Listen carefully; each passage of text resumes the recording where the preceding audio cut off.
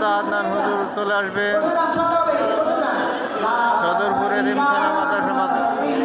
এতিমখানা মাদ্রাসা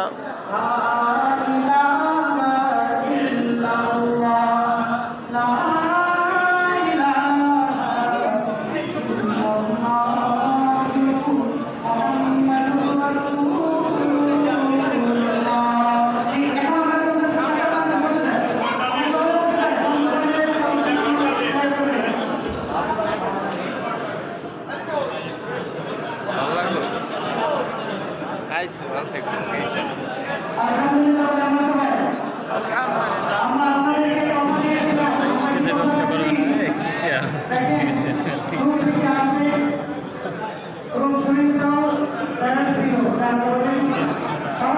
যেতে পারে বেস্ট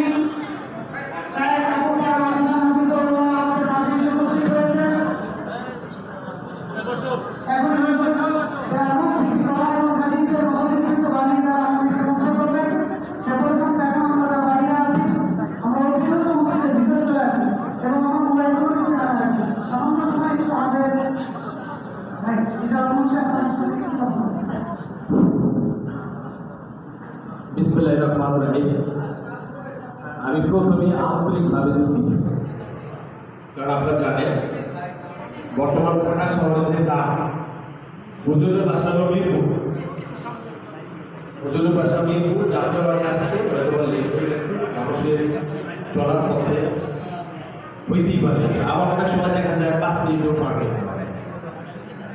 যাই হোক, আপনারা জানেন এই ফরিদপুর জেলার মধ্যে সবচেয়ে বড় যে আয়োজনটা হয় সেটা কৃষ্ণপুরে বাজারে আমার মাধ্যমে হয়েছে।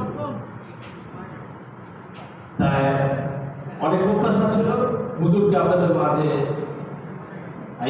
একটু মনে করাবো, যে একটু বৃষ্টি হয়েছে, এই জন্য আমি ক্ষমা চাই। সকলে আমাদের জন্য দোয়া করবেন, হুজুরের জন্য দোয়া করবেন, আমরা আপনাদের জন্য দোয়া করি। ধন্যবাদ সকলকে। এরপর আমাদের সম্মুখে কোরআন এবং হাদিস থেকে অত্যন্ত গুরুত্বপূর্ণ নসিহত পেশ করবেন শায়েখ আবু তাহা আদনান হাফিজাহুল্লাহ। শায়েখ আবু তাহা আদনান হাফিজাহুল্লাহ হুজুরকে গ্রাম থেকে কোরআন এবং হাদিসের নসিহত পেশ করার জন্য বিশেষভাবে অনুরোধ করছি। অবশ্যই মোবাইলগুলো আমরা নিয়ে রাখবো।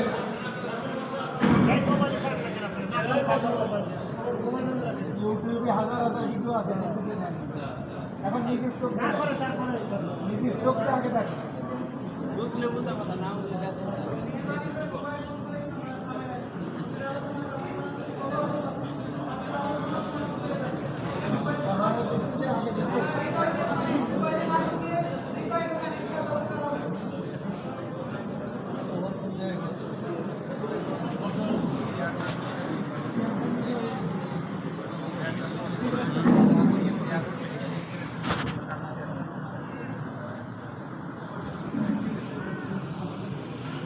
السلام عليكم ورحمة الله وبركاته. وعليكم السلام ورحمة الله وبركاته.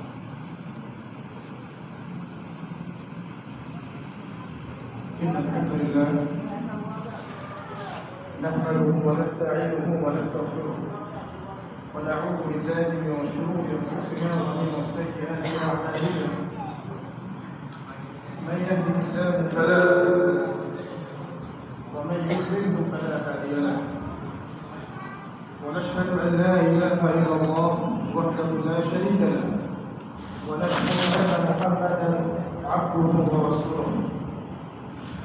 أعوذ بالله من الشيطان الرجيم. بسم الله الرحمن الرحيم. رب اشرح لي صدري ويسر لي أمري واحلل عقدة من لساني يفقه قولي. اللهم فقهنا في الدين وعلمنا التأويل وأرنا الحق حقا والباطل باطلا واجعلنا منهم الذين آمنوا وعملوا الصالحات وتواصوا بالحق وتواصوا بالصبر. أعوذ بكلمة الله التامات من شر ما خلق. بسم الله الذي لا يضر مع اسمه شيء في الأرض ولا في السماء وهو السميع العليم. الحمد لله ثم الحمد لله যাবতীয় প্রশংসা এবং গুণগান একমাত্র মহিয়ান মহিয়ান আল্লাহ রাব্বুল আলামিনের জন্য, যে আল্লাহ পাক ছাড়া ইবাদতের যোগ্য দ্বিতীয় কোনো ইলাহ নাই। যে আল্লাহ পাক আমাদেরকে মুসলিম পরিবারে জন্মগ্রহণ করার তৌফিক দিয়েছেন। যে আল্লাহ পাক আমাদেরকে নবী মুহাম্মদ সাল্লাল্লাহু আলাইহি ওয়াসাল্লামের উম্মত ও সৌভাগ্য দিয়েছেন। তারপরে আমরা শুকরিয়া জ্ঞাপন করি, সবাই হৃদয়ের অন্তঃস্থল থেকে বলি আলহামদুলিল্লাহ। এটা আরো বেশি নিতে পেতে চাই, তাহলে বলি আলহামদুলিল্লাহ। اللهم لك الحمد حمدا كثيرا طيبا مباركا فيه। আপনাকে অসংখ্য ধন্যবাদ এবং সালাত বর্ষিত হোক মহান আল্লাহ প্রেরিত সর্বশেষ নবী, চূড়ান্ত নবী, মানবতার মুক্তির দূত, যার পরে আর কোনো নবী আসবেন না, মুহাম্মদুর রাসূলুল্লাহ সাল্লাল্লাহু আলাইহি ওয়াসাল্লামের প্রতি সবাই একবার দরুদ পড়ব। আল্লাহুম্মা সাল্লি আলা মুহাম্মদ ওয়া আলা আলি মুহাম্মদ কামা সাল্লাইতা আলা ইব্রাহিম ওয়া আলা আলি ইব্রাহিম ইন্নাকা হামিদুম মাজিদ। اللهم بارك على محمد وعلى ال محمد كما باركت على ابراهيم وعلى ال ابراهيم انك حميد مجيد. আপনারা কেমন আছেন? আলহামদুলিল্লাহ। আল্লাহ রাব্বুল আলামিন পবিত্র কোরআনুল কারীমের আম্মা পারা 30তম পারার মধ্যে সূরা আসরের ইরশাদ করেন, আউযু বিল্লাহি মিনাশ শাইতানির রাজীম। আল্লাহ পাক বলেন, ওয়াল আসরি, সময় কসম, সময়ের শপথ বা মহাকালের কসম। তাই যারা মোবাইল ফোনগুলো বের করতেছেন একটু আল্লাহর রাস্তায় পকেটে করেন। হয়েছে যথেষ্ট, একটা ছবি ওখানে হয়েছে, ঠিক আছে, যথেষ্ট। আলোচনার দিকে বলতে হবে। আচ্ছা ঠিক আছে। তো আলোচনা দিলের কান দিয়ে শুনতে হয়। কিসের কান দিয়ে? হৃদয়ের মধ্যেও চোখ আছে, হৃদয়ের মধ্যেও কান আছে। শুধু বাইরের চোখই চোখ না, বাইরে কানই কান। আলোচনা দিলের কান দিয়ে শুনতে হয়, আমলের নিয়মে শুনতে হয়, আমলের নিয়মে শুনতে হয়। এটা আমল করবো ইনশাআল্লাহ, এই নিয়ম এবং অন্যের কাছে এটা পৌঁছায় দিব, এই নিয়মে শুনতে হবে। ঠিক আছে? আল্লাহ পাক আলোচনা শুনে বুঝে আমল করার তৌফিক দান করুন। আল্লাহ পাক বলেন, ওয়াল আসরি, মানে সময়ের কসম, মহাকালের কসম। ইন্নাল ইনসানা লাফি খুসর, মহাকালের কসম। মানুষ, যে মানব জাতি, আমরা যারা, তারা বড় ক্ষতির মধ্যে আছে। নিশ্চয়ই মানব জাতি কিসের মধ্যে আছে? বড় ক্ষতির মধ্যে আছে। ইল্লাল্লাযীনা আমানু, তবে তারা নয়, তারা ক্ষতিমুক্ত বা ক্ষতি থেকে বাহিরে, যারা কিনা ঈমান আনে, ওয়া আমিলুস সালিহাত, এবং সৎ আমল সম্পাদন করে, এবং পরস্পরকে সত্যের উপদেশ দেয়, পরস্পরকে সত্যের হকের উপদেশ দেয়, বা এবং পরস্পরকে ধৈর্যের উপদেশ দেয়। এই চারটা কাজ যারা করে তারা ক্ষতিমুক্ত, বাকি পুরো মানব জাতি ক্ষতিমুক্ত। কে বলছেন এটা? আল্লাহ। প্রথমত আল্লাহ রাব্বুল আলামিন কথা বলেন, এটা প্রমাণ হলো আল্লাহ পাক বলেন। আল্লাহ পাকের কথা বলা আমাদের কথা বলার মতো না। আল্লাহ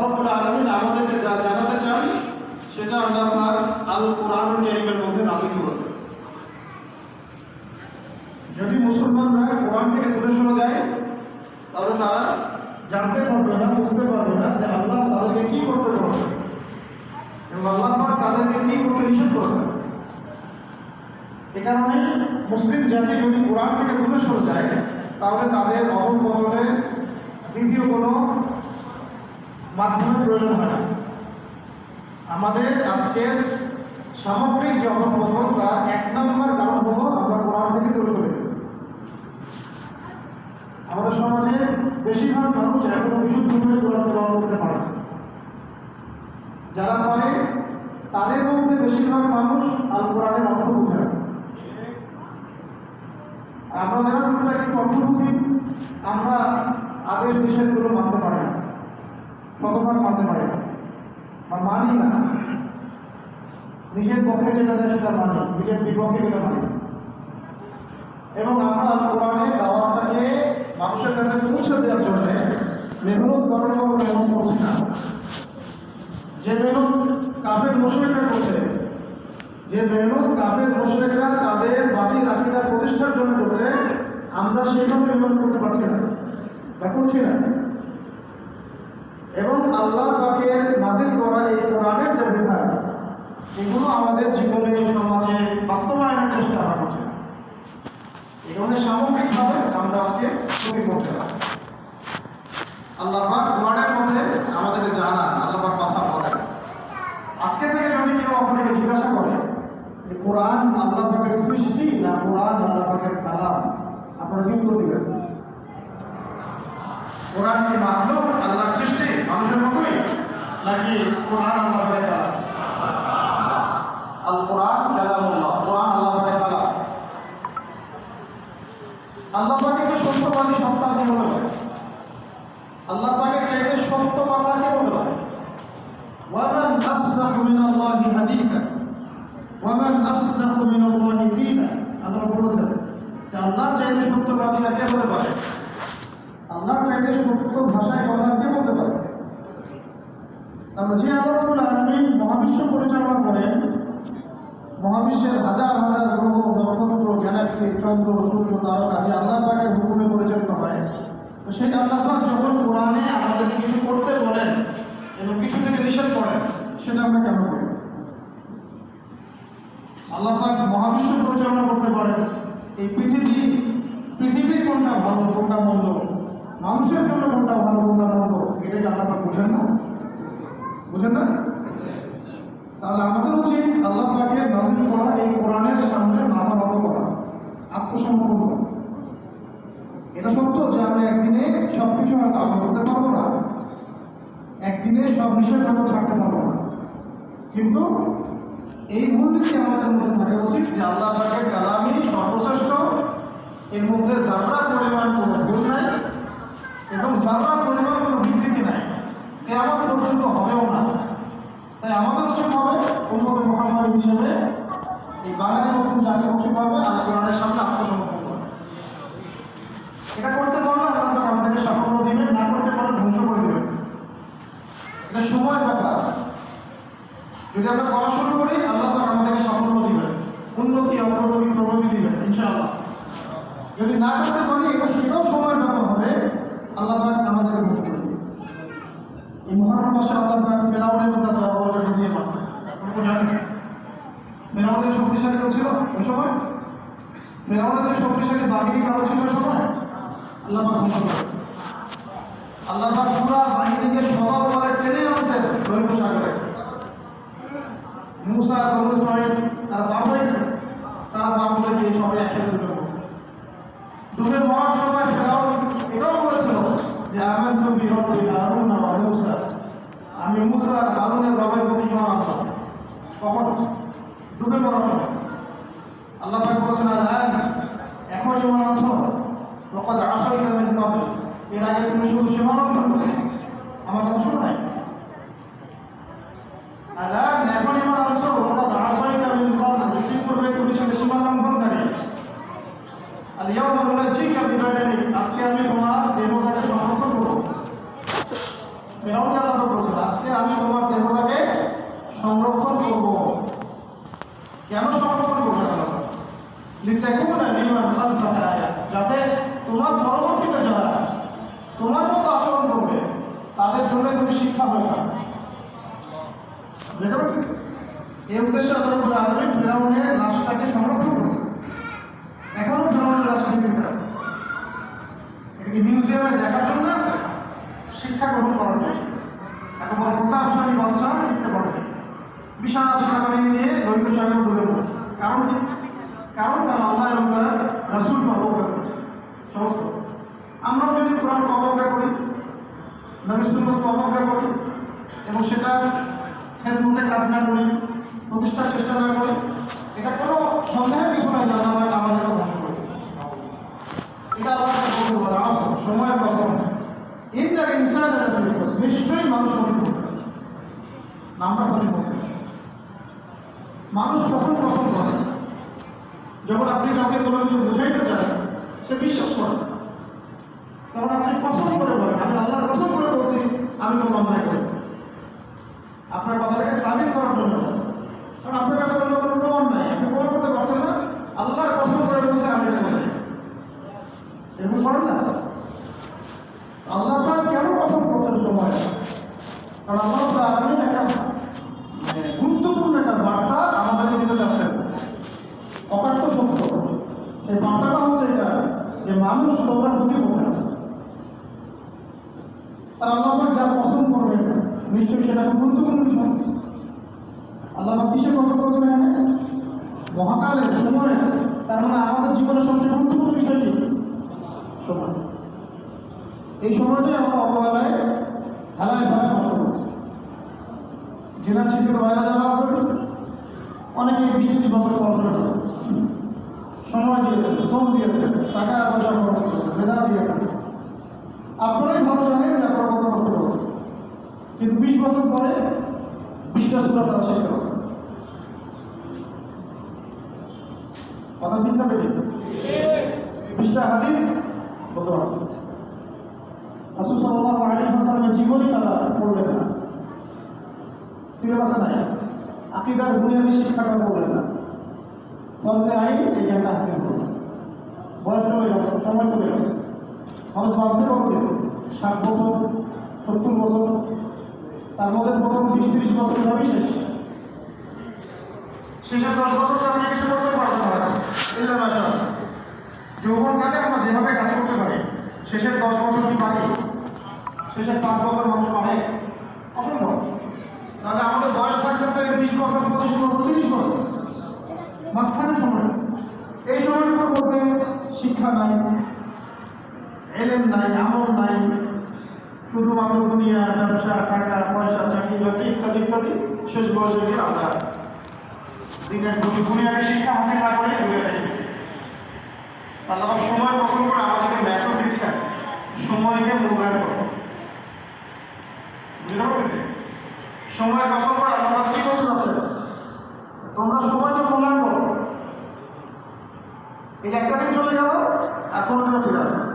এই যে এই মুহূর্তে আমরা আল্লাহকে রেজামতে হাসিল করার জন্য যে দিনের কথা আলোচনা করছি, এই মোবারক সময়টাও জীবনে কতটা ফিরে আসবে। সময়কে কাজে লাগাও।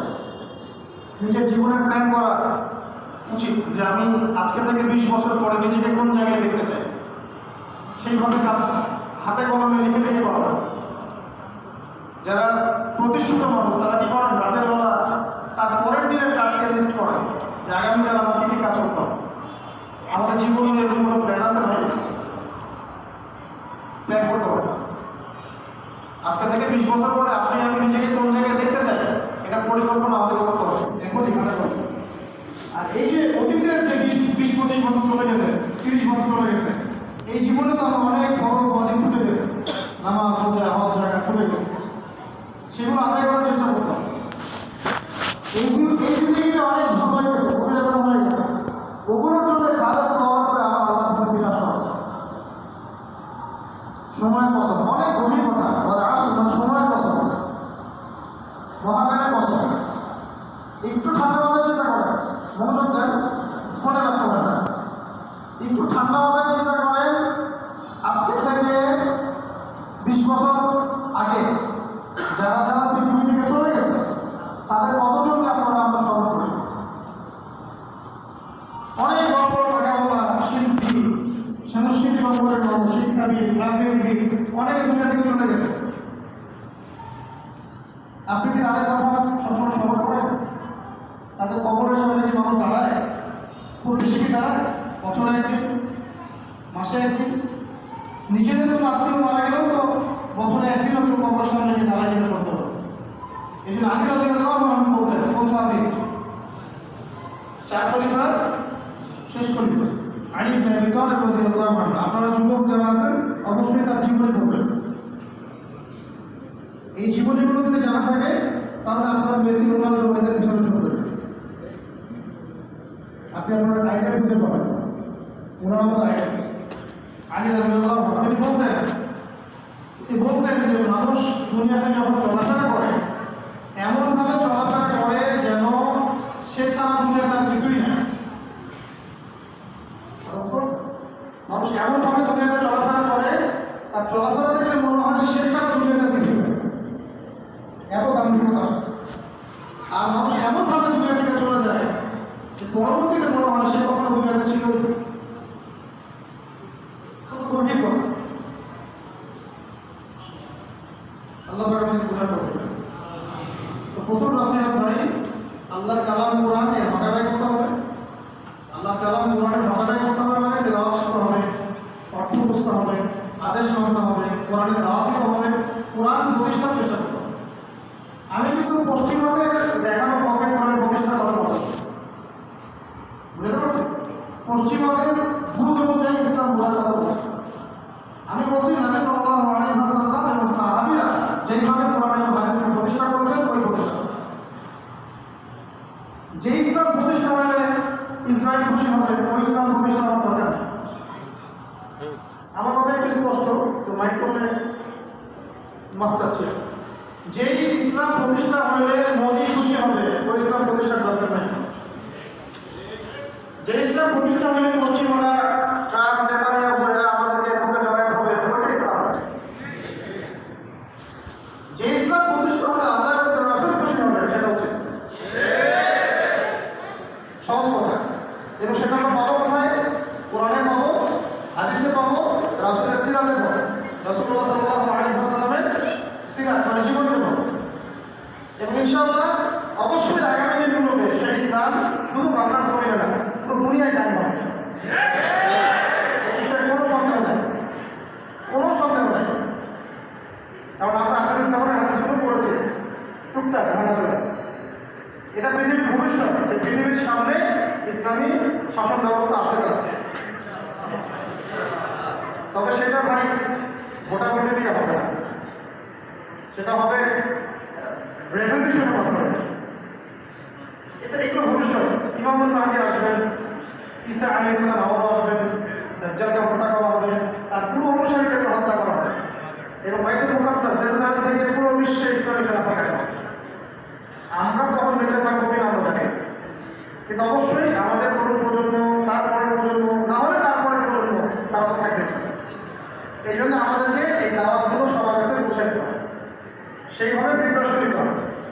এমন তো হতে পারে যে আমরা জীবিত থাকতেই আমাদের উপমহাদেশে ইসলাম কায়েমের লড়াই সংগ্রাম শুরু হয়ে যাবে, হতে পারে। তো প্রিপারেশন থাকতে হবে। এক্ষেত্রে কোরআনের ভাষাটা আগে করতে হবে। যার সাথে কোরআনের সম্পর্ক নাই সে কীভাবে আপনার কাছে দাওয়াতে কাজ করবে? বলে সম্ভব? কখনো সম্ভব। আমরা যারা নিজের ইসলাম পালন করি না, আমরা কীভাবে ইসলাম প্রতিষ্ঠা করবো? কোরআনের ভাষাটা একটা। 2 নম্বর সময়কে মূল্যায়ন। 2 নম্বর সময়কে আজকে থেকে আমরা সময়কে বেশি করে মূল্যায়নের চেষ্টা করতে চাই। খুব বেশি কিছু না ভাই, খুব বেশি কিছু না। নিয়মিত 5 ওয়াক্ত নামাজ পড়া, নিয়মিত 5 ওয়াক্ত নামাজ পড়া, রমজান মাসে রোজা রাখা, সামর্থ্য হয়ে গেলে হজ করা, ওমরা করা, নেশার পরিমাণ সম্পদ হলে যাকাত দেওয়া, নিয়মিত একটু কোরআন তেলাওয়াত করা, সকাল সন্ধ্যা জিকির আজকারগুলো করা, চলতে ফিরতে আল্লাহর সাথে সম্পর্ক, জিকির আজকার দোয়া করা, রাতের বেলা অন্তত 2 রাকাত তাহাজ্জুদের নামাজ পড়া, অন্তত 2 রাকাত, অন্তত 2 রাকাত তাহাজ্জুদের নামাজ পড়া, নফল নামাজগুলো ওযু করে 2 রাকাত নামাজ, ইশরাকের নামাজ, চারটার নামাজ, এগুলো করতে গেলে খুব কষ্ট হবে।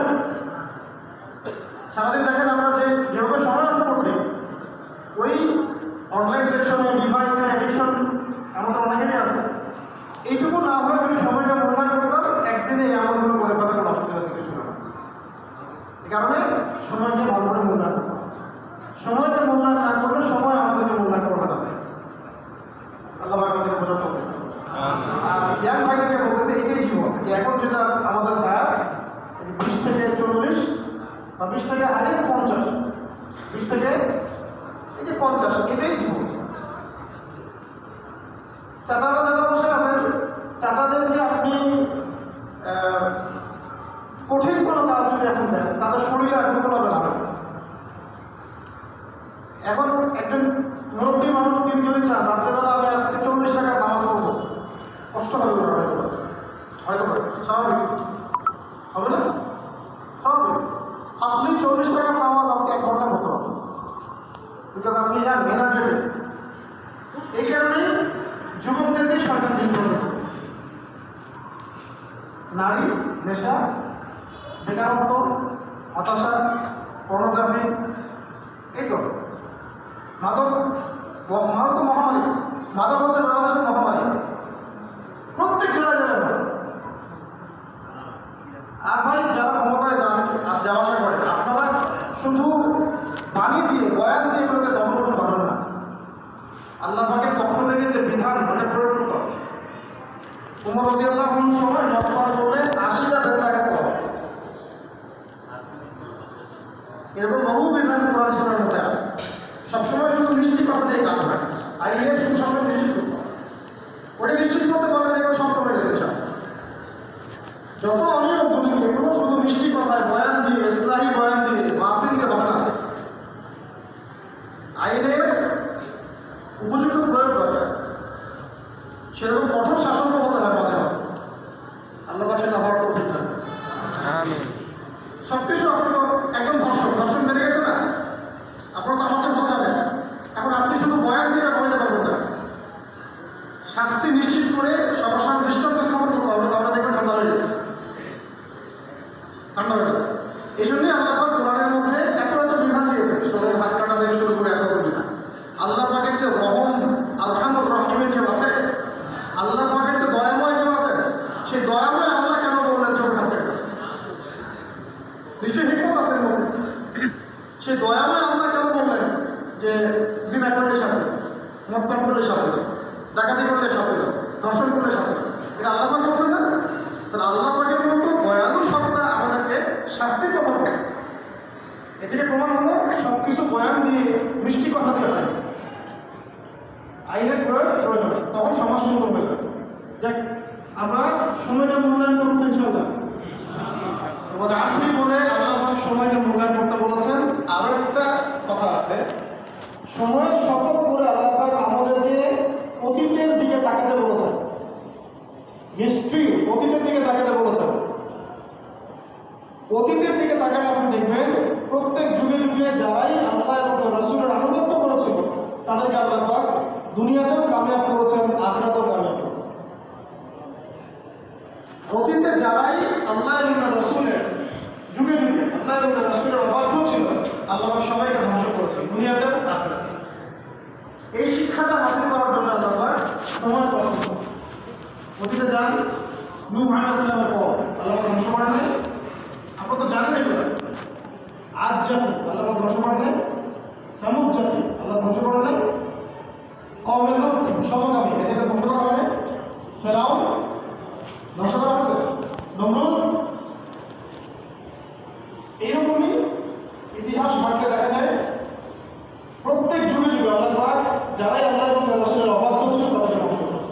যে আমাদেরকে ওয়াল আসরি, মহাকালের কসম বলে আল্লাহ পাক বোঝাতে চাচ্ছেন, আমরাও যদি আমাদের সময়ে আল্লাহ এবং রাসূলের বিধান থেকে সরে যাই, অবাধ্য হই, তাহলে আমাদের ধ্বংস কেউ ঠেকাতে পারে।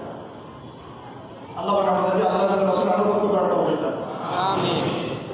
তাহলে বুঝলাম এই সময়ের কসম করে আল্লাহ পাক আমাদেরকে বলছেন ইন্নাল ইনসানা লাফি খুসর, নিশ্চয়ই। কথাটা ভালো করে বুঝুন, ইন্না মানে নিশ্চয়ই, আল ইনসান মানে মানুষ, মানব জাতি, লা মানে আবার অবশ্যই, ফি মানে মধ্যে, খুসর মানে ক্ষতি। নিশ্চয়ই মানুষ অবশ্যই ক্ষতির মধ্যে।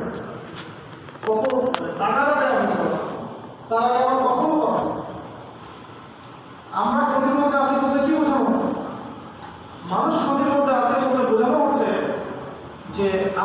ইহকালীন এবং পরকালীন দুটা ক্ষতি আছে। ইহকালীন ক্ষতি হলো কি, মানুষ যদি আল্লাহ দেখানো পথে না চলে তাহলে দুনিয়াতে মানুষ ক্ষতিগ্রস্ত হবে এবং পৃথিবীতে ফাসাদ সৃষ্টি হবে। সূরা নূরের মধ্যে আল্লাহ যেমন বলেছেন, যাহারাল ফাসাদু ফিল বাররি ওয়াল বাহরি বিমা কাসাবাত আইদিন নাস।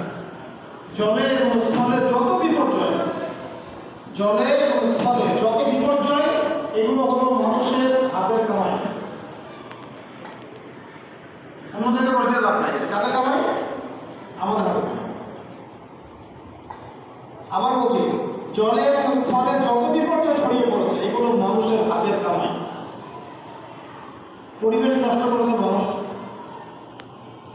সামাজিক স্থিতিশীলতা নষ্ট করেছে মানুষ, অর্থনীতি নষ্ট করেছে মানুষ, কোনো কোনো ক্ষেত্রে পলিটিক্স নষ্ট করেছে মানুষ, ফাসাদ সৃষ্টি করেছে মানুষ, জুলুম করেছে কে? মানুষ। সুদ খায় কারা? মানুষ। মদ খায় কারা? জিন জাতিগুলো করে, রেপ করে কারা? চুরি করে কারা? ডাকাতি করে, ছিনতাই করে, অন্যের হক নষ্ট করে। যাহারাল ফাসাদু ফিল বাররি ওয়াল বাহরি বিমা কাসাবাত আইদিন নাস। আল্লাহ পাক বলেন, জলে এবং স্থলে যত বিপর্যয় মানুষের হাতের কামাই। আমরা যদি আমাদের জীবনটা কাটিয়ে দেখবেন, আমাদের জীবনে অনেক কিছু আমাদের হাতের কামাই, তাই না? কিছু আছে পরীক্ষা, কিছু আছে আমাদের গুনাহের শাস্তি, কিছু আছে আমাদের হাতের কামাই। একটা হলো দুনিয়ার ক্ষতি, আমাদের সামনে অপেক্ষা করছে দুনিয়ার ক্ষতি, আরেকটা হচ্ছে আখিরাতের ক্ষতি। দুনিয়াতে যদি আল্লাহ পাকের বিধান অনুযায়ী না চলে তাহলে তার সামনে অপেক্ষা করছে মওত, তারপরে কিয়ামত, তারপরে কবর, তারপরে হাসর, তারপরে মিজান, ফুলসিরাত, এগুলো অপেক্ষা করছে মানুষের সামনে। গরু, ছাগল, হাঁস, মুরগি এদের জন্য এগুলো অপেক্ষা করছে না, আমাদের জন্য অপেক্ষা করছে। আল্লাহ পাক বলেছিলেন যে ওয়ামা খালাকতুল জিন্না ওয়াল ইনসা ইল্লা লিয়াবুদুন, আমি জিন জাতি আর মানব জাতিকে শুধু আমার ইবাদত করার জন্য সৃষ্টি করেছি। তাহলে হিসাব করা হবে আমার। এটা মনে রাখবেন, যদি মানুষের মধ্যে কেউ জাহান্নামে যায়, আমাদের মধ্যে কেউ যদি জাহান্নামে যায়, নাউযুবিল্লাহি মিন যালিক, তাহলে সে জাহান্নামে যাওয়ার উপযুক্ত ছিল বিধায় সে জাহান্নামে গেছে। বুঝতে পারছেন? আর মানুষের মধ্যে, আমাদের মধ্যে কেউ যদি জান্নাতে যায়, সে শুধুমাত্র আল্লাহর দয়াতেই জান্নাতে গেছে, তার নিজের কোনো ক্রেডিট নেই। আমাদের মধ্যে কেউ যদি জাহান্নামে যায়, সে জাহান্নামে যাওয়ার যোগ্য ছিল বলেই গিয়েছে। একটু ভাবেন, পুরো মহাবিশ্ব চলতেছে, যারা সায়েন্স পড়েন তারা তো জানেন, এত এত গ্যালাক্সিস, গ্রহ, নক্ষত্র, এর কুল কিনারাই খুঁজে পায়নি মানুষ এখনো, তাই না? এগুলো সব আল্লাহ পাকের আদেশ ফলো করছে। সবাই, জড়বস্তু, জীব, সবাই আল্লাহ পাকের তাসবিহ পাঠ করতেছে। যে চাঁদ আমরা দেখি, সেই চাঁদ আল্লাহর তাসবিহ পাঠ করে। যে সূর্য আমরা দেখি, এটা আল্লাহ পাকের তাসবিহ পাঠ করে। প্রত্যেক জড়বস্তু, গাছপালা যা আছে, এগুলো আল্লাহ পাকের তাসবিহ পাঠ করে। আমরা সেই তাসবিহের ভাষা বুঝি না। যেই গরু জবাহ করে আমরা ফিরে আসলাম, ধরেন এই পশুটা পর্যন্ত আল্লাহ পাকের তাসবিহ পাঠ করতো। এই পৃথিবীর সবকিছু আল্লাহ পাক দিলেন কাদের জন্য? আমাদের জন্য, আমাদের জন্য। সেই মানুষ যখন আল্লাহ পাকের অবাধ্য হবে, আল্লাহ পাক শাস্তি দেবেন না? কঠিন শাস্তি। শাস্তি শুরু হয়ে যাবে মৃত্যু থেকে একদম খবর, হাসর, মিজান, ফুলসিরাত। আল্লাহ পাক আমাদেরকে এই পরকালের ক্ষতি থেকে বাঁচাতে হবে। আমিন। মানুষের ক্ষতি কয় প্রকার? আজকে কি বুঝলেন? মানুষের ক্ষতি দুই প্রকার, একটা নিরকালীন ক্ষতি, একটা হলো পরকালীন। উভয় ক্ষতি থেকে বাঁচার চেষ্টা করতে হবে। বাঁচতে পারবে কারা? এই উভয় ক্ষতি থেকে বাঁচতে পারবে কারা? আল্লাহ পাক তার পরের আয়াতে বলছেন, ইল্লাল্লাযীনা আমানু, তারা এই ক্ষতি মুক্ত থাকবে যারা ঈমানদার হবে। সুবহানাল্লাহ। কিসে ঈমানদার হবে? এটা সংজ্ঞায় ওই যে হাদিসে জিবরিল, ওটা করতে হবে। জিবরাইল আলাইহিস সালাম মানুষের রূপ ধরে এসে নবী সাল্লাল্লাহু আলাইহি ওয়াসাল্লামকে জিজ্ঞাসা করেছিলেন, ঈমান কাকে বলে? আমার একটা সমস্যা হচ্ছে যে আমার সামনে এইভাবে ফোন ধরে থাকলে আমি কথা বলতে পারি না। হ্যালো, ফোনটা দাও। শুধু এই মোবাইল ফোনটা থেকে বাঁচার জন্যই মাহফিল হচ্ছে দেওয়া হচ্ছে। মসজিদেও যদি ওই ক্ষেত্রে নিয়ে আসেন তাহলে তো মুশকিল। একটা আলোচনাটা মানে ধারাবাহিকতা থাকে, ওই কনসেন্ট্রেশন নষ্ট হয়ে যায়। আপনার হঠাৎ দাওয়াতের কাজ শুরু করেন তাহলে বুঝবেন। যখন আপনি কাউকে মনোযোগের সাথে কিছু বলবেন তখন ডিস্টার্ব ফ্রি করলে আপনি চেক রাখবেন, কথা হক নষ্ট হবে আপনাদের। তো যেটা বলছিলাম যে এই ক্ষতিগুলো থেকে বাঁচতে পারবে কারা? যারা ইমান আনবে। ইমান আনবে কার কোনো ইমান আনবে এটার ব্যাখ্যায় আমরা বলছিলাম হাদিসে জিবরিলের কথা। জিবরাইল আলাইহিস সালাম মানুষের রূপ ধরে মসজিদে এসে 4টা প্রশ্ন নবীজিকে করেছিলেন সাল্লাল্লাহু আলাইহি ওয়াসাল্লামকে। তার মধ্যে একটা হচ্ছে আখবিরনি আনিল ঈমান, আমার ঈমান সম্পর্কে। তখন নবী সাল্লাল্লাহু আলাইহি ওয়াসাল্লাম ঈমানের সংজ্ঞা দিয়েছেন। আজকে শুনে ঈমানের সংজ্ঞা কি, ঈমানের সংজ্ঞা কাকে বলে? নবী সাল্লাল্লাহু আলাইহি ওয়াসাল্লাম বলেছিলেন আর ঈমান হচ্ছে আন তুমিনা বিল্লাহ। ঈমান হচ্ছে তুমি আল্লাহর প্রতি বিশ্বাস করবে। 1 নাম্বার আল্লাহ পাকের প্রতি বিশ্বাস। 2 ওয়া মালাইকাতি, আল্লাহ পাকের ফেরেশতা মণ্ডলীর প্রতি বিশ্বাস করবে। ওয়া কুতুবিহি, এবং আল্লাহ পাকের সমস্ত আসমানি কিতাবে বিশ্বাস করবে। ওয়া রুসুলিহি, এবং আল্লাহ পাক যে সমস্ত নবী রাসূল প্রেরণ করেছেন তাদের প্রতি বিশ্বাস করবে। ওয়াল ইয়াউমিল আখির, পরকালের দিবসের প্রতি বিশ্বাস করবে। আর 6 নম্বর ওয়া তুমিনা বিল কদরি খাইরিহি ওয়া শাররিহি, তুমি তাকদীর বা ভাগ্যের ভালো মন্দের প্রতি বিশ্বাস করবে। এই 6টা বিষয়ে বিশ্বাস করার নাম হলো ঈমান। কয়টা বিষয় ভাই? 1 নম্বর আল্লাহর প্রতি বিশ্বাস, 2 ফেরেশতা মণ্ডলীর প্রতি বিশ্বাস, 3 আসমানি কিতাব সমূহে বিশ্বাস, 4 নবী রাসূল গণে বিশ্বাস, 5 পরকালের জীবনে বিশ্বাস, 6 ভাগ্যের ভালো মন্দ, তাকদীর বা ভাগ্যের ভালো মন্দের প্রতি বিশ্বাস। এই 6টা বিষয়ের প্রতি যে মন থেকে বিশ্বাস করবে, মুখে স্বীকার করবে এবং কাজে বাস্তবায়ন করবে তার নাম হলো মুমিন। মুমিন কাকে বলে? এই 6টা বিষয়ে যে হৃদয় থেকে বিশ্বাস করে, মুখে স্বীকার করে, কাজে বাস্তবায়ন করে তার নাম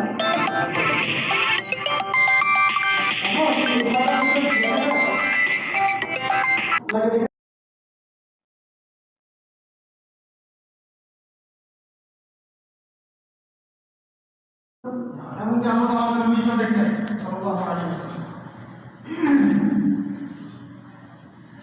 পরকাল, তাকদীর, এই যে 6টা বিষয়টা দেখা যায় না, এটা কি বলা যায়?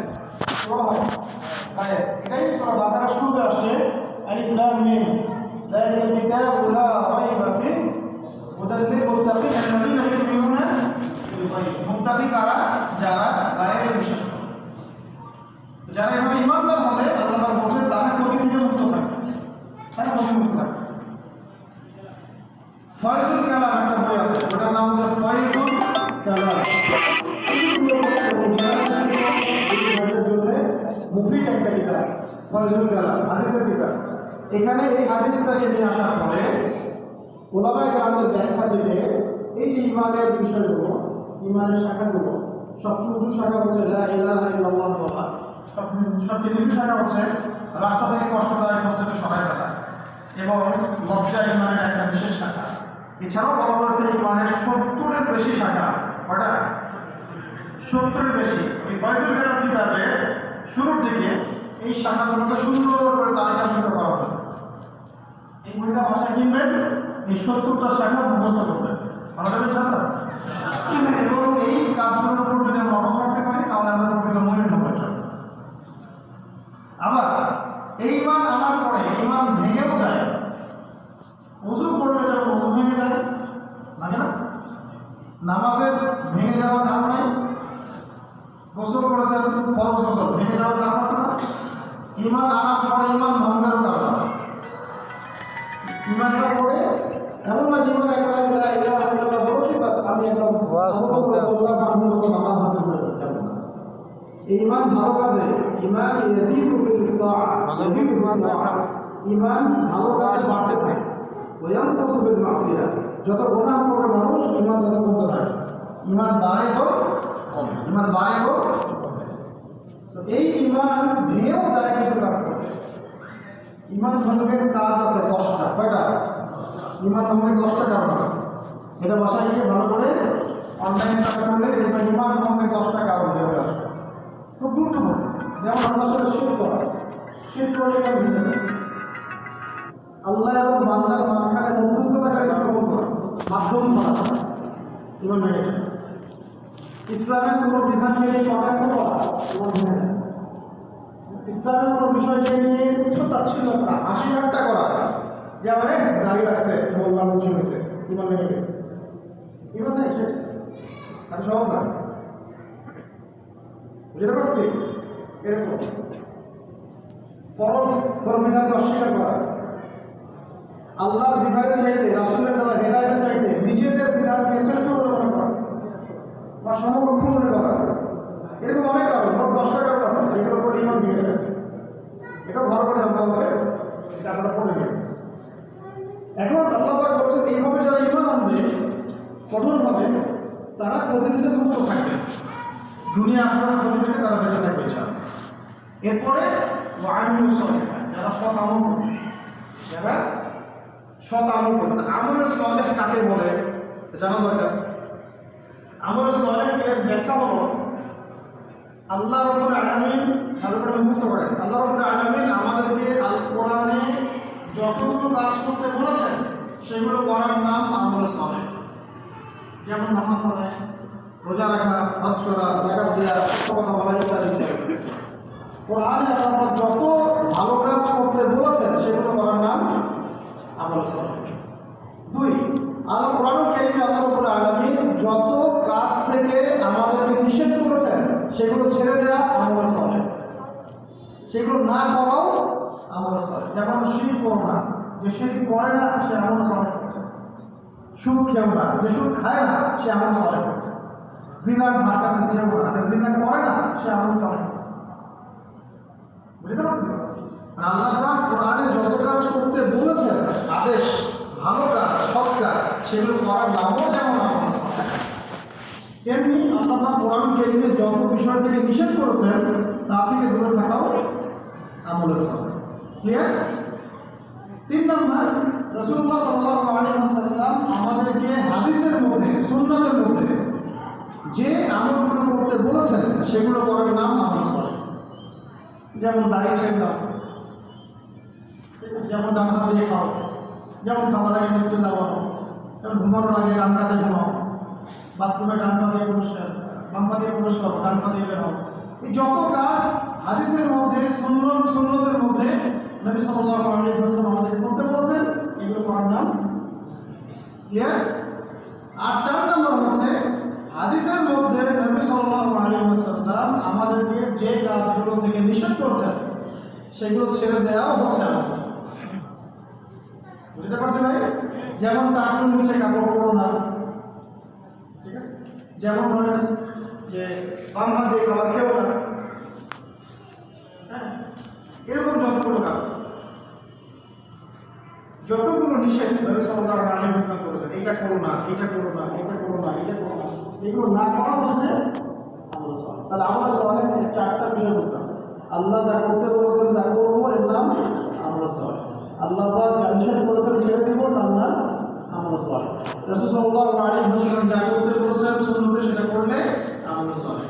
রাসূল যা নিষেধ করেছেন ছেড়ে দিলে আমল সালেহ। বাস, সুন্নতে জিন্দেগি বই পাওয়া যায়, সুন্নতে জিন্দেগি, এই বইগুলো কিনবেন, সব আমল সালেহ লিস্ট করা আছে। আল্লাহ তাআলা ইসমাইল সাহেবের বইগুলো পড়বেন, আমাদের বাইতুল মুকাররমের প্রতীক সাহেব মোহাম্মদ আব্দুল মালিক সাহেবের বইগুলো পড়বেন, আশরাফ আলী থানভী রহমাতুল্লাহ আলাইহি তার বইগুলো পড়বেন, আমাদের বরেণ্য একজন আলেম বাংলাদেশের মনজুর রহমান সাহেব তার বইগুলো পড়বেন। এরকম বরেণ্য ওলামায়ে আমাদের বইগুলো যখন পড়বেন এর মধ্যে সব কিছু পাবেন। পড়াশোনার মতো হবে, কি করতে হবে? একদিনের ইসলামী মজলিস দিয়ে, মাহফিল দিয়ে, সুরাম করে আর তার জমিনে লিখে হবে না। প্রত্যেকে পড়াশোনা করতে হবে, যোগ্য হতে হবে, এবং আপনাদেরকে শেয়ার করে বসতে হবে, দাওয়াতের কাজ করতে হবে। বুঝতে পারছি ভাই? 2-4 জন মানুষের উপর দায়িত্ব ছেড়ে দিলে এত সহজে এই জমিনে দিন দেন হবে না। প্রত্যেকের কাছে দায়িত্ব ছেড়ে দিতে হবে এবং রাসূলের তরিকায় দাওয়াতের কাজ করতে হবে। দাওয়াতের মধ্য দিয়ে দ্বীনের প্রচার ঘটবে, ভালো করে বুঝেন, দাওয়াতের মধ্য দিয়ে দ্বীন ইসলামের প্রচার ঘটবে, এটাই আমাদের বাংলাদেশের ভূমিকা। কিন্তু দ্বীন কায়েম হবে রাজনৈতিকভাবে জিহাদের মধ্য দিয়ে। দাওয়াত এবং জিহাদের মধ্য দিয়েই ইনশাআল্লাহ এভাবেই হয়েছে রাসূলের যুগে আগামীও হবে। আমি তো বলেছি আপনাদেরকে অন্য অনেক লেকচারে যে পশ্চিমারা যে শব্দগুলোকে সমাজে নর্মাল করে ফেলছে, পশ্চিমারা যেমন কি মেসি, রোনাল্ডো, ফুটবল বিশ্বকাপ, সংস্কৃতি, মনোভাব, এই সেই কত শব্দ ওরা সমাজের মধ্যে নর্মাল করেছে। আপনারা সমাজের মধ্যে নর্মাল করে ফেলবেন তাবলীগ, ইসলাম, হ্যাঁ, শরিয়া, ইমারত, দাওয়াত, মুজাহাদা, জিহাদ সব নর্মাল করে মুখে মুখে থাকে। তখন জেনারেশন জানবে এখন তো কোনো জাতি জানে। তাহলে চূড়ান্ত ক্ষমতাকে বাঁচার জন্য প্রথম কাজ ইমান আনা, দ্বিতীয় কাজ সতর্ক আমলে সলভ করা। মানে লম্বা করবো না, আমাদের বেশি বিরক্ত করবো না আজকে। আর দুটো পয়েন্ট আছে, একটু ভালো করে মনে রাখবেন। 3 নম্বর কাজ হলো যারা পরস্পরকে হকের দাওয়াত দেয়, পরস্পরকে হকের দাওয়াত দেয় বা হকের উপদেশ দেয়। প্রশ্ন, হক কাকে বলে? আমরা যে আল্লাহ যে বলেন হকের দাওয়াত দেয়, যারা পরস্পরকে হকের উপদেশ দেয়, হকটা কি? হকটা কি আমার নিজের মস্তিষ্ক প্রসূত বিজ্ঞান, বুদ্ধি, দর্শন, চিন্তা, এগুলো কি হকের মানদণ্ড? হকের মানদণ্ডটা কোনটা সত্য? মানদণ্ড সত্য কোনটা, মিথ্যা কোনটা, ন্যায় কোনটা, অন্যায় কোনটা, হালাল কোনটা, হারাম কোনটা, জায়েজ কোনটা, নাজায়েজ কোনটা, জুলুম কোনটা, ইনসাফ কোনটা, এটা মানদণ্ড দিয়ে ফিক্স করবে মানুষ না আল্লাহ। বুঝলেন না কথা?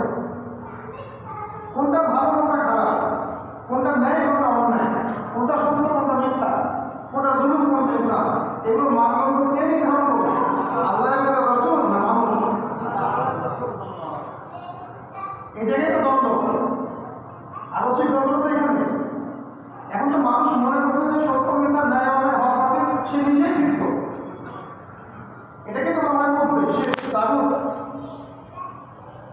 পশ্চিমাদের অনেকের কাছে মনে হয় সমকামিতা ভালো,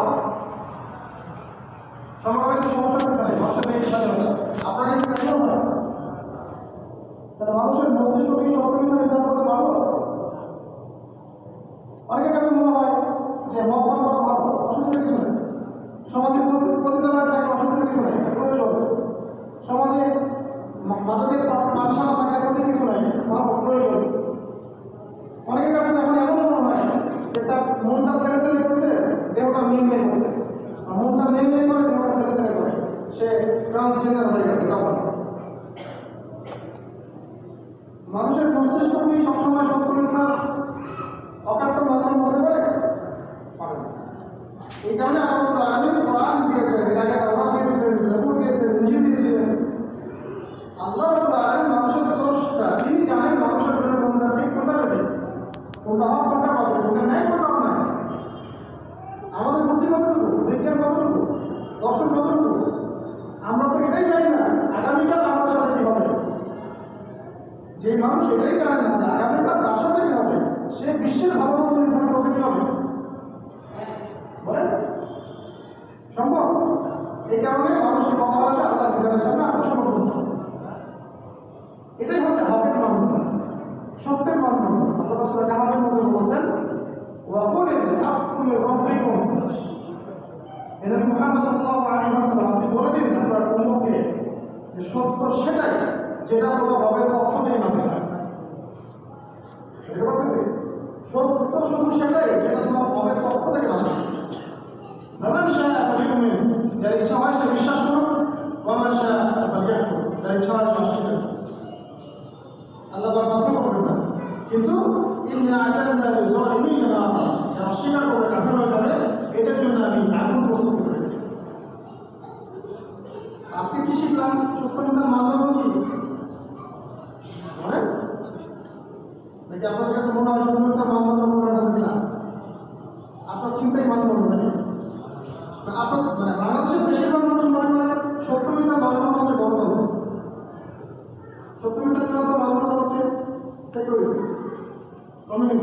এটা আমরা শুনবো। খুব কম মানুষই মনে করে যে সত্য মিথ্যা চূড়ান্ত মানদণ্ড হচ্ছে আল্লাহ পাকের বিধান, এর বাইরে কোনো সত্য নেই, এটাই সত্য। হ্যাঁ, আল্লাহ এবং তার রাসূলের বিধানের সাথে যদি আমার চিন্তা, বুদ্ধি, বিজ্ঞান এবং দর্শন মিলে যায়, তাহলে এটা গ্রহণ করতে কোনো অসুবিধার কিছু নেই।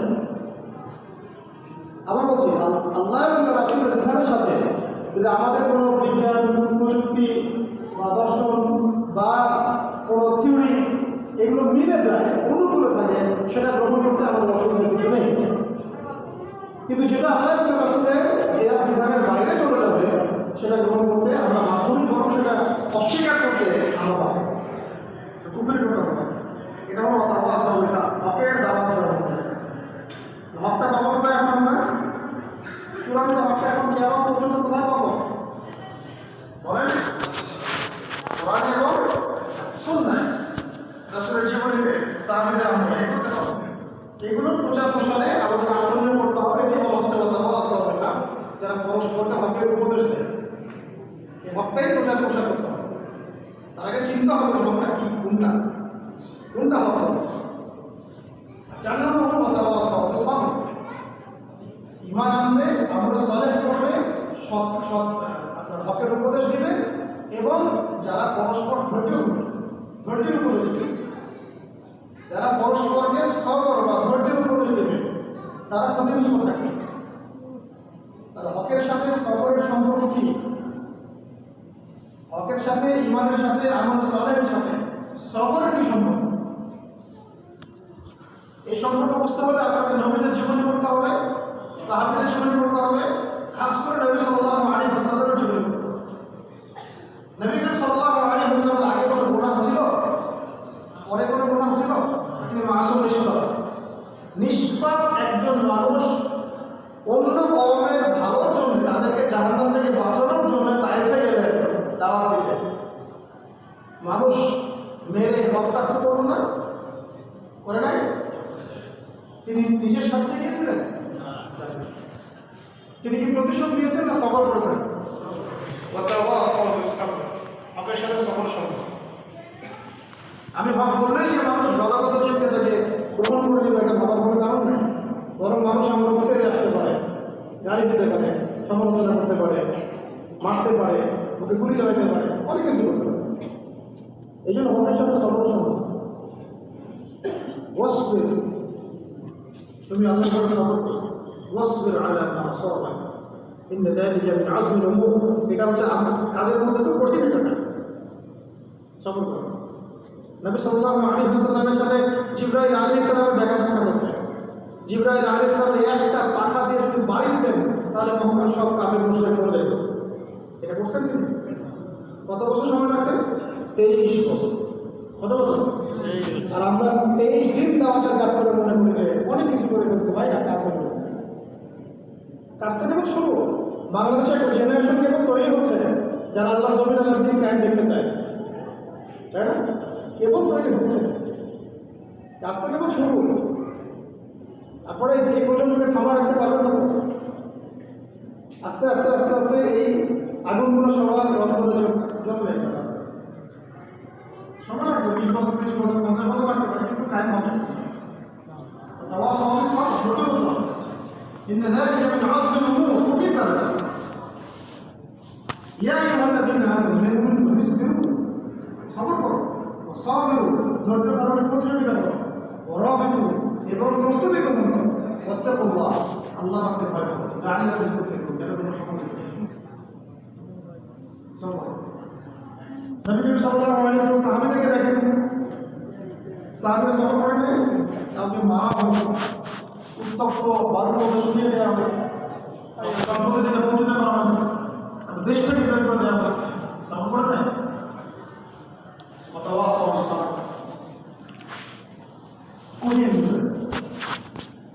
নূহ আলাইহিস সালাম, যা নূহ আলাইহিস সালামের সময় চলে যায়, 950 বছর দাওয়াত দিয়েছে মানুষকে।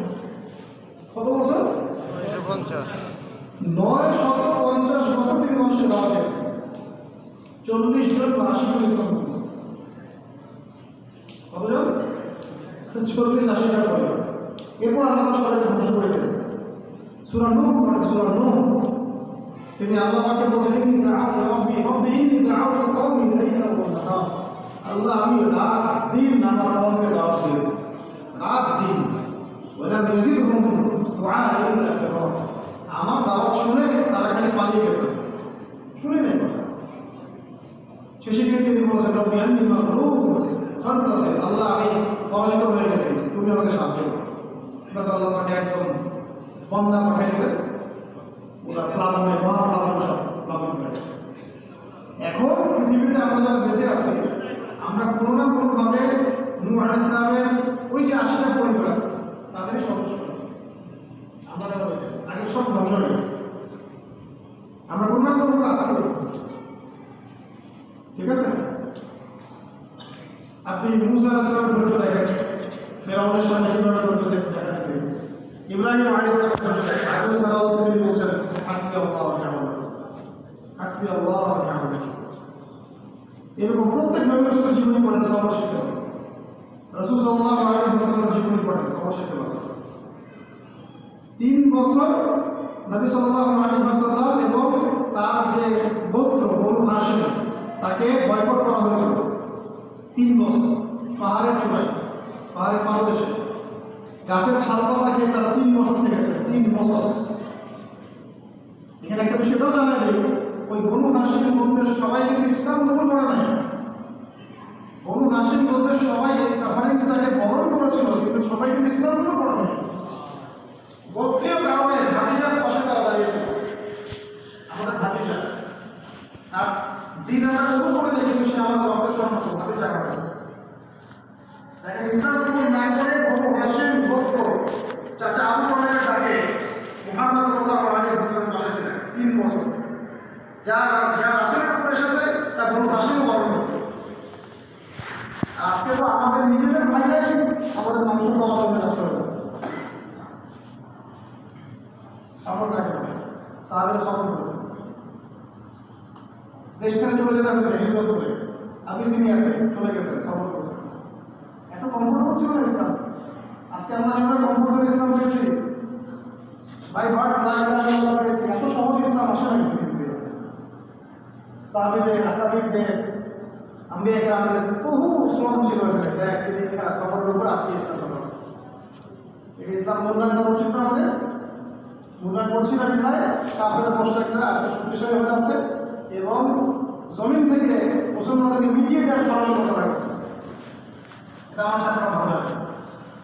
এখন যদি আমাদের চোখ না খুলে, হৃদয়ের চোখ, এবং আমাদের ইমান তাজা না হয়, আমল ভালো না হয়, এবং আমাদের ঐক্যবদ্ধ না হয়, জামাবদ্ধ না হয়, সিরিয়াস না হয়, আমাদের কাছে আত্মনিয়োগ না করি, আমাদের কমিশন চোখ না খুলে ইসলামের পক্ষে, তাহলে আমাদের ধ্বংস করে খাইতে পারে। আল্লাহ পাক আমাদের সবাইকে কথাগুলো বোঝার আমল করার করবেন। তাহলে ক্ষতি থেকে বাঁচার জন্য আমাদের কাজ কয়টা? একটা আমার পরিপূর্ণ ইমান আনতে হবে, পরিপূর্ণ ইমান আনতে হবে। 2 নম্বর, বেশি বেশি আমল সাধন করতে হবে।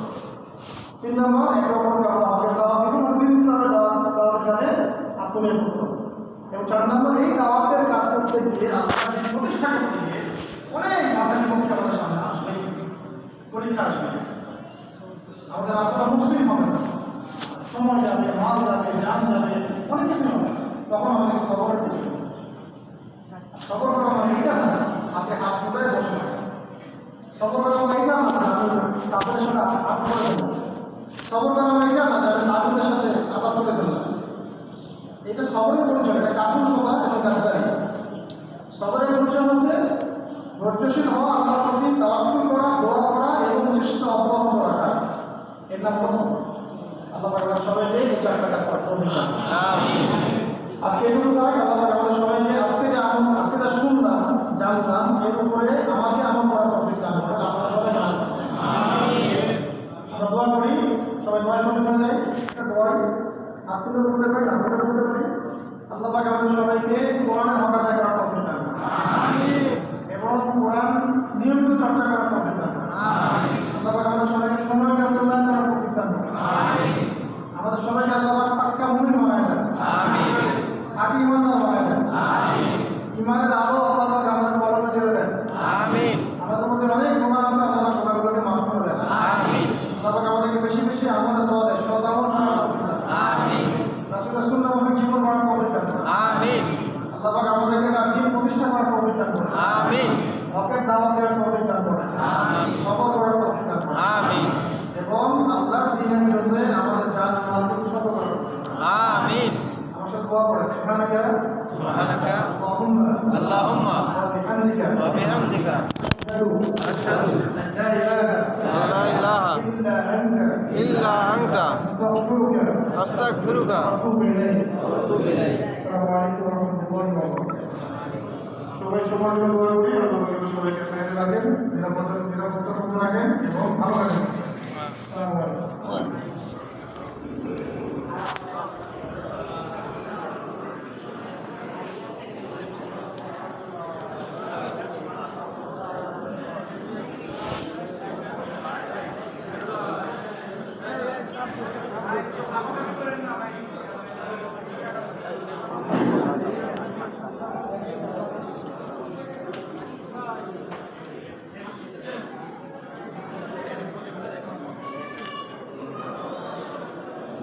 মুসাফা করবেন মুসাফা করে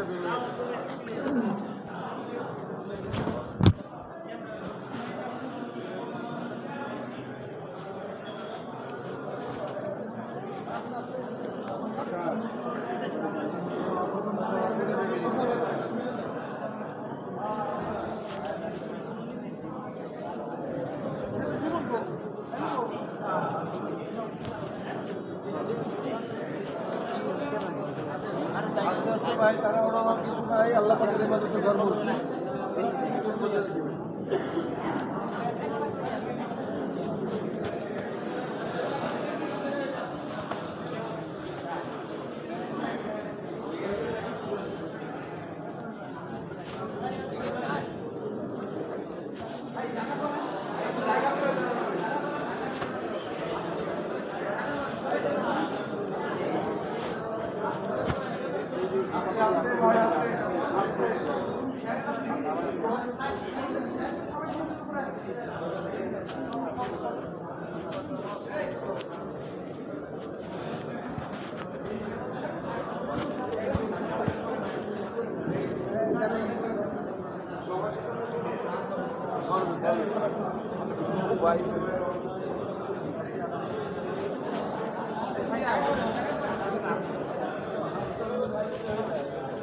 একটু জায়গা সরে দাঁড়ান সবাই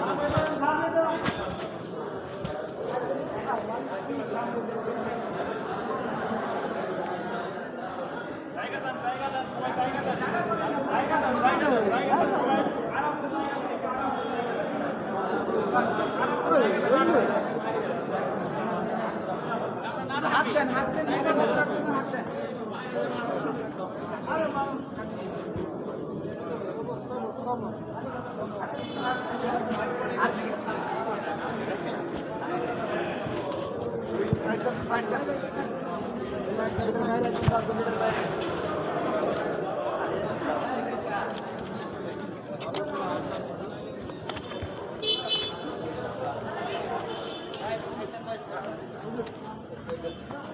দেখি দেখা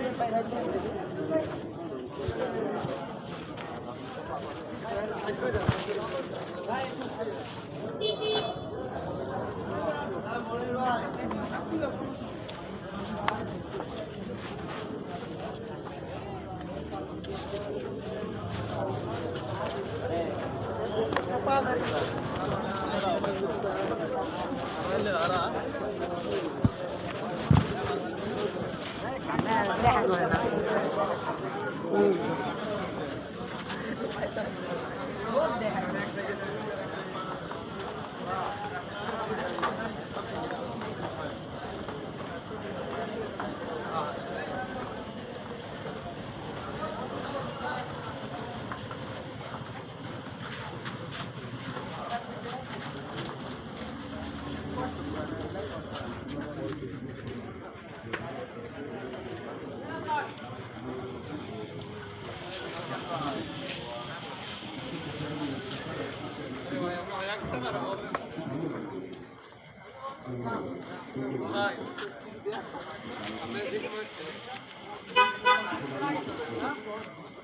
আশা করব বাবাই